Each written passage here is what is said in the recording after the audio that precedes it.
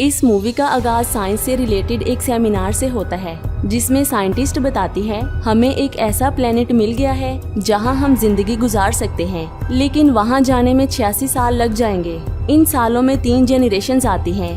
जैसे कि अगर एक बच्चा उस प्लेनेट पर जाएगा तो उसका ग्रैंड चिल्ड्रन भी उस प्लेनेट पर पहुंच जाएगा। साइंटिस्ट रिचर्ड कहता है इसके लिए हमें बहुत इंटेलिजेंट बच्चों की जरूरत है और वो जो अकेले रहने के आदी हों। ये साइंटिस्ट आर्टिफिशियल तरीके से 30 बच्चों को बर्थ देते हैं।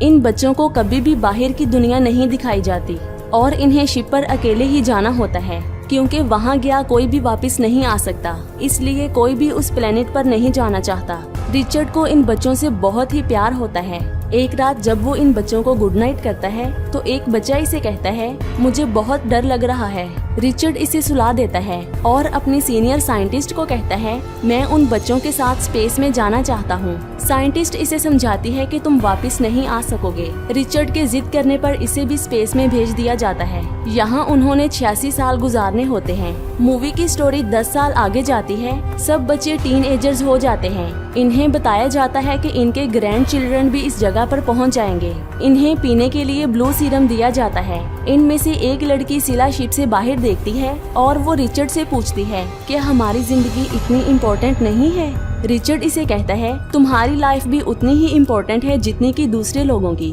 वो इसे अपनी फैमिली की पिक्चर्स भी दिखाता है। अगले दिन क्रिस्टोफर कंप्यूटर को चेक करता है जिस पर एक केमिकल शो हो रहा था। वो इसके बारे में रिसर्च करता है, लेकिन इस बारे में इसे कुछ भी पता नहीं चलता।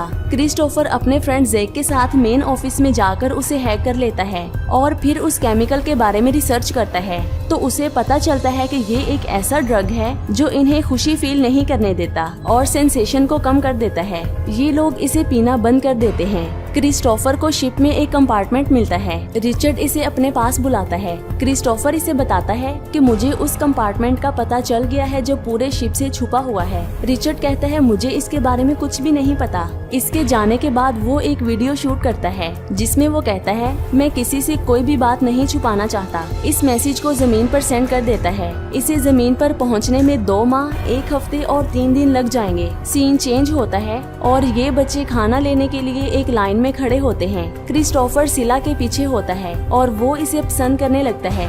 जब ये लोग खाना खा लेते हैं तो वो सिला का बाजू पकड़ लेता है। रिचर्ड इन्हें ऐसा करने से मना करता है। क्रिस्टोफर और इसका दोस्त बहुत ही खुश होते हैं क्योंकि अब वो फीलिंग और सेंसेशन को फील कर सकते थे। इसके बाद ये दोनों कंट्रोल रूम में जाते हैं। यहाँ एडवर्ड स्पेसशिप को देख रहा था। इसे ऐसा लगता है कि स्पेस में कोई दुनिया आबाद है। वो उसे ढूंढने की कोशिश करता है। इसके बाद हम देखते हैं कि रिचर्ड सिला को कुछ सीड्स दिखाता है जिससे ये लोग खाना तैयार करते हैं।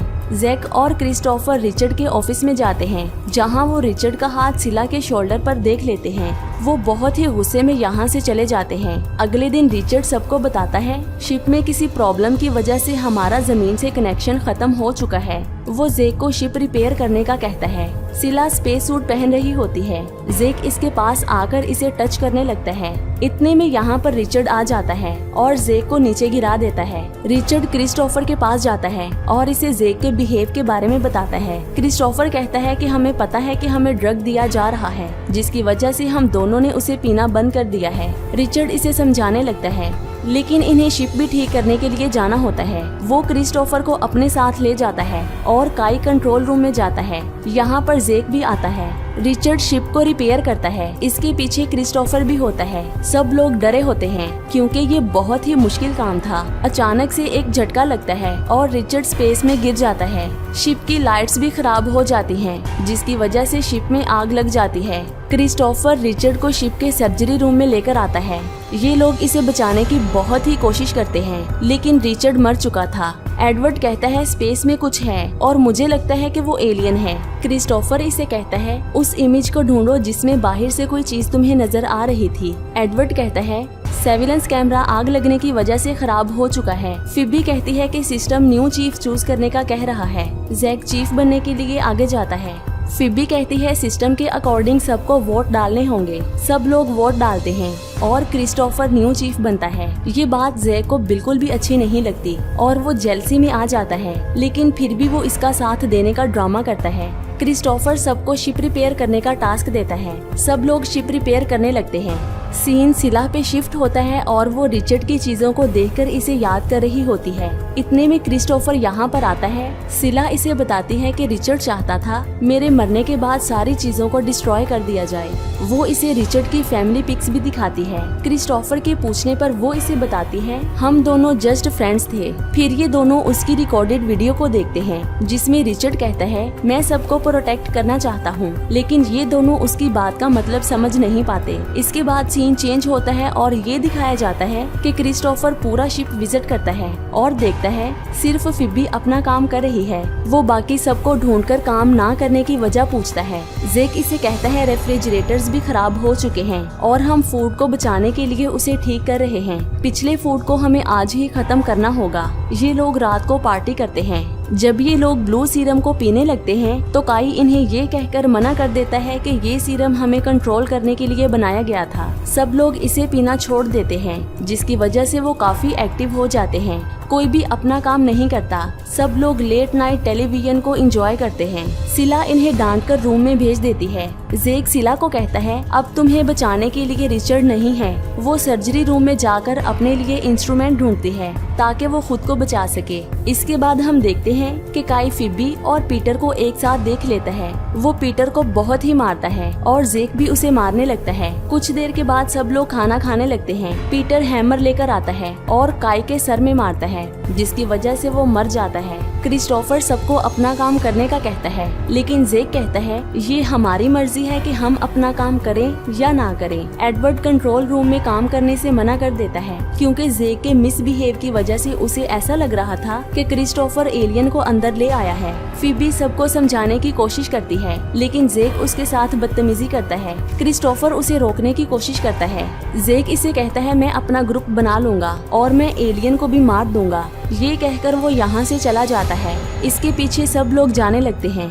क्रिस्टोफर, एलेक्स, फिब्बी, सिला ये सब सर्विलेंस रूम में जाते हैं। जैक सब लोगों को लेकर इनके पीछे आ जाता है। काई और जेक रूम में जाकर ऐसा शो करते हैं जैसे उन पर किसी एलियन ने अटैक किया हो। सब लोग डर जाते हैं।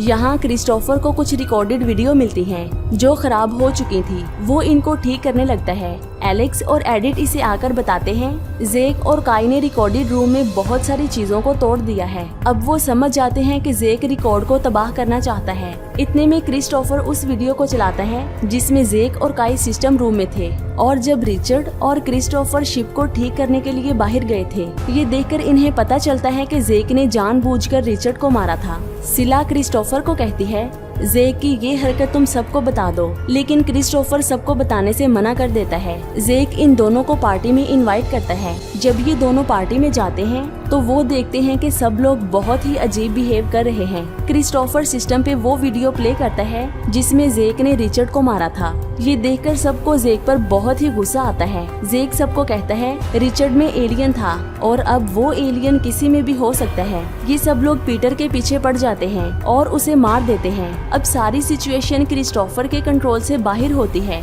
जेक और इसके ग्रुप मेंबर सारे इंस्ट्रूमेंट्स को उठा लेते हैं ताकि वो वेपन की सूरत में इन्हें यूज कर सके।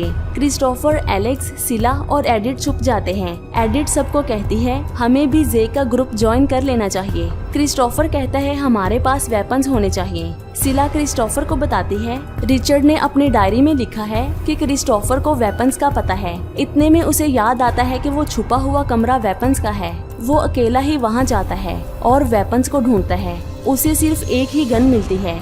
तय्यू और जूलिया शिप से कुछ आवाजें सुनते हैं और वो जेक को बताते हैं। ये सब लोग शिप में वेपन्स ढूंढते हैं और इन्हें मिल जाते हैं। क्रिस्टोफर ये सब कुछ कैमरे से देख लेता है।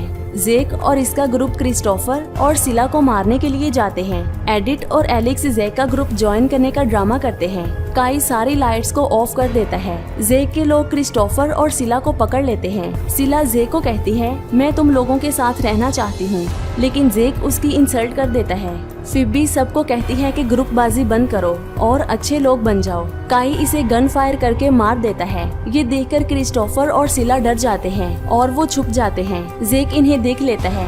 ये दोनों अपनी जान बचाने के लिए काई को मार देते हैं। सिला और क्रिस्टोफर स्पेस सूट पहनकर शिप का दरवाजा ओपन कर देते हैं और खुद साइड पे हो जाते हैं। जैसे ही जेक मेन डोर को ओपन करता है तो वो स्पेस में खींचा चला जाता है। वो बचने की बहुत ही कोशिश करता है, लेकिन अब उसका बचना नामुमकिन था। वो जाते हुए सिला पर हमला करता है। क्रिस्टोफर सिला को बचाने लगता है, लेकिन वो खुद नीचे गिर जाता है। जैक शिप के अंदर आने लगता है, लेकिन सिला इसे धक्का दे देती है, जिसकी वजह से वो स्पेस में चला जाता है। सिला की नजर क्रिस्टोफर पर पड़ती है, जो जिंदा होता है, और वो शिप में आ जाता है। ये दोनों शिप में बाकी लोगों के पास जाते हैं, जो इन्हें मारने लगते हैं। क्रिस्टोफर इन्हें बताता है जेक जा चुका है, ये सब ड्रामा खत्म करो। ये सब लोग शिप को रिपेयर करते हैं और ब्लू सीरम पीना भी बंद कर देते हैं। इनके पास बच्चे भी होते हैं। जब ये बच्चे बड़े होते हैं तो इन बच्चों के पास भी बच्चे होते हैं। 86 साल पूरे हो जाते हैं और ये लोग उस प्लेनेट पर पहुंच जाते हैं जहां उन्होंने पहुंचना होता है। इसी के साथ ये मूवी खत्म हो जाती है।